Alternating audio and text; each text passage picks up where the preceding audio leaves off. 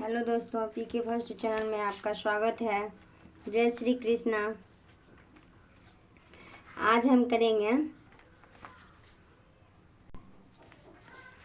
22वां अध्याय। कल 21वां किए थे।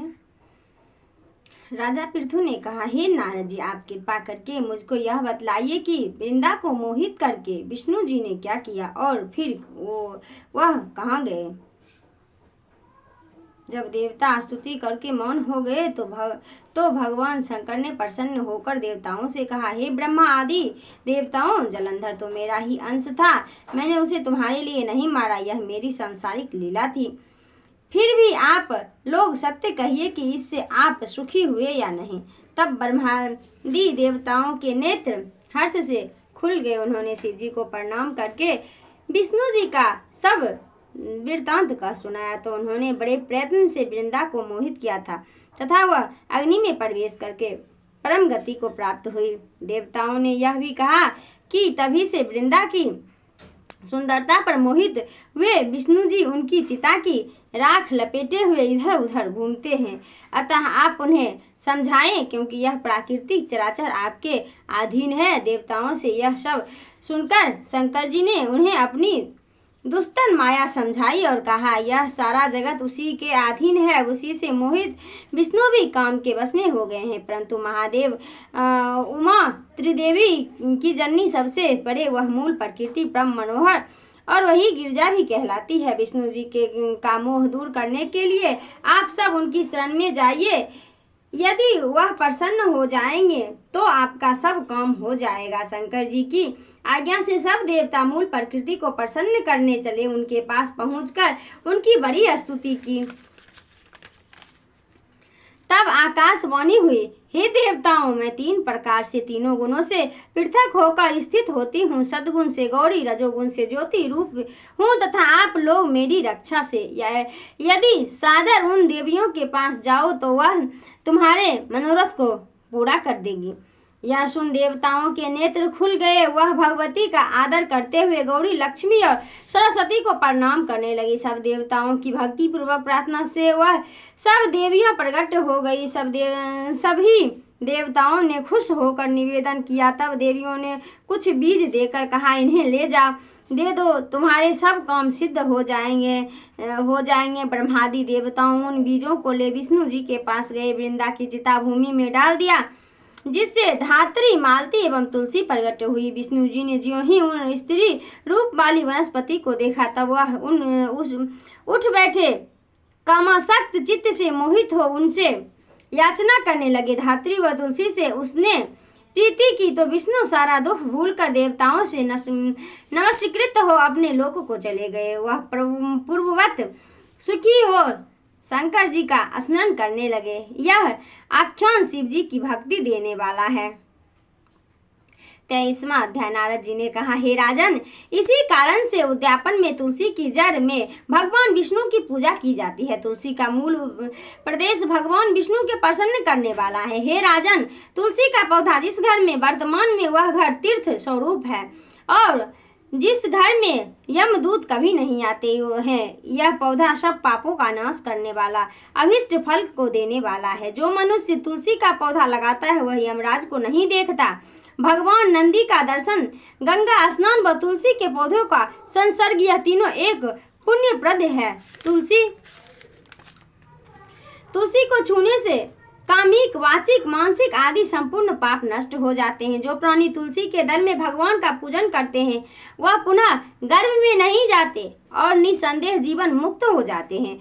तुलसी के दल से पुष्कर आदि समस्त तीर्थ, गंगा आदि नदियों और विष्णु प्रभृति सब देवता निवास करते हैं। तुलसी के पौधे के पास जो अपना प्राण विसर्जन करता है वह चाहे कितना बड़ा पापी क्यों न हो, उसे यमराज नहीं देख सकते। हे राजन, जो लोग तुलसी के काष्ठ का चंदन लगाते हैं वह सहज में मोक्ष को प्राप्त होते हैं। उनके द्वारा किए गए पाप उनके शरीर को स्पर्श नहीं कर पाते हैं। हे राजन, जहाँ तुलसी के वन की छाया हो वहाँ पर पितरों की श्राद्ध करना चाहिए। वहाँ पर पितरों के निर्मित दिया हुआ दान हमेशा के लिए अक्षय होता है। आमले के वृक्ष की छाया में जो प्राणी पिंडदान करते हैं, उनकी पितृ यदि नर्क की यातना कर भी भोग रहे हो तो भी मुक्त हो जाते हैं। सिर, हाथ, मुंह और देह में जो आमले को धारण करते हैं उनको विष्णु रूप जानना चाहिए। आमले के फल और तुलसी के दल को पानी में मिलाकर जो प्राणी स्नान करते हैं उन्हें गंगा स्नान का फल मिलता है। जो मनुष्य आमले के पत्ते और फलों से देवताओं का पूजन करते हैं उन्हें स्वर्ण, मणि और मतियों द्वारा पूजन का फल प्राप्त होता है। कार्तिक मास में सब तीर्थ, ऋषि, देवता और सब यज्ञ, सब सूर्य तुला राशि में होता है। आमले के वृक्ष में वास करते हैं। जो मनुष्य द्वादशी तिथि को तुलसी दल और कार्तिक में आमले का पत्ता तोड़ता है वह रौवन नरक में वास करता है। जो कार्तिक में आमले की छाया में बैठकर भोजन करता है उसके अंत संसर्ग में सब दोष नष्ट हो जाते हैं। कार्तिक में जो आमले की जड़ में विष्णु जी का पूजन करता है उसे श्री विष्णु नेत्र क्षेत्रों और पूजन का फल प्राप्त होता है। आमले तथा तुलसी की महत्व का वर्णन करने में भी श्री ब्रह्मा जी भी असमर्थ हैं। इसलिए धात्री और तुलसी की जन्म कथा सुनने से मनुष्य अपने वंश सहित मुक्ति को पाता है। 23वां अध्याय समाप्त हो गया। 24वां अध्याय कल करेंगे। अब कर लेते हैं तुलसी चालीसा।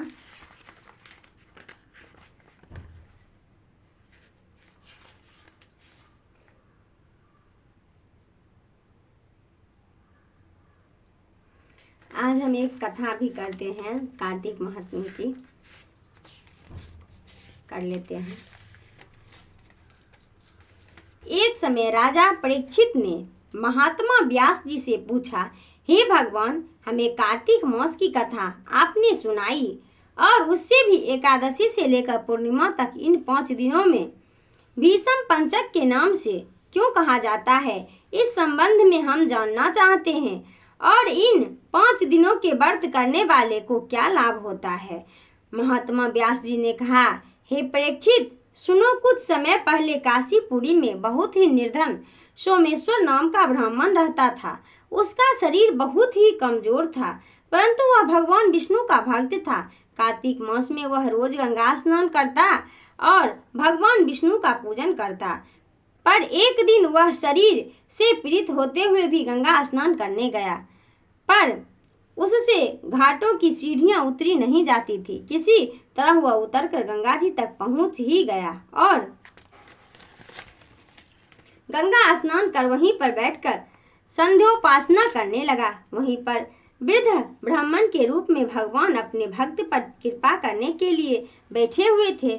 भगवान ने ब्राह्मण के बड़े कष्ट में देखकर पूछा, हे ब्राह्मण, तुम्हारी स्थिति तो स्नान करने की नहीं है, फिर भी तुम ऐसी अवस्था में भी स्नान के लिए आए हो, कहो क्या चाहते हो। ऐसे वचन सुनकर वृद्ध ब्राह्मण ने कहा, हे भगवान, मैं बहुत गरीब ब्राह्मण हूँ, इसी से लोगों में अपमानित हूँ और तकलीफ पाता हूँ, इसी कारण मैं हमेशा परेशान रहता हूँ। यदि आप कोई उपाय बता सकते हो तो मैं आपकी अपने ऊपर दया समझूंगा। ब्राह्मण के ऐसे वचन को सुनकर भगवान रूपी ब्राह्मण ने कहा, हे भगवान ब्राह्मण, सुनो, यह कार्तिक का महीना चल रहा है। इसमें शुक्ल पक्ष की एकादशी से लेकर पूर्णिमा तक जो यह 5 दिन है इसको भीष्म पंचक के नाम से पुकारा जाता है। 5 दिन में तुम गंगा के पुत्र महात्मा भीष्म को जल दान दो और गंध अक्षत पुष्प से उनका पूजन करो और भगवान विष्णु की पूजा तुलसी पुष्प आदि से करो। इससे तुम्हारा सब कष्ट दूर हो जाएगा और तुम अंत में विष्णु लोक में निवास करोगे।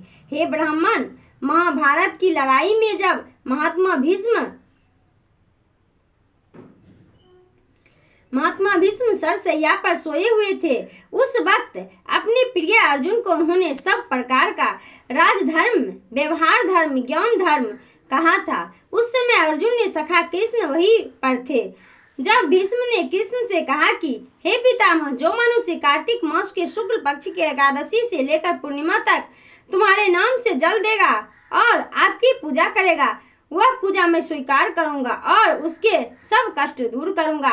अतः हे ब्राह्मण, तू इस भीष्म पंचक के महात्मा भीष्म का पूजन कर, इसके करने से सब कष्ट दूर हो जाएंगे। इसके बाद ब्राह्मण ने भीष्म पंचक का व्रत किया और सब सुखों को प्राप्त करता हुआ अंत में विष्णु लोक गया। इसलिए कार्तिक मास में महात्मा भीष्म का व्रत करना चाहिए। इससे सर्व आनंद होगा और अंत में मोक्ष प्राप्त होगा। इति व्यास परीक्षित सामवेद भीष्म पंचक नाम कथा समाप्त।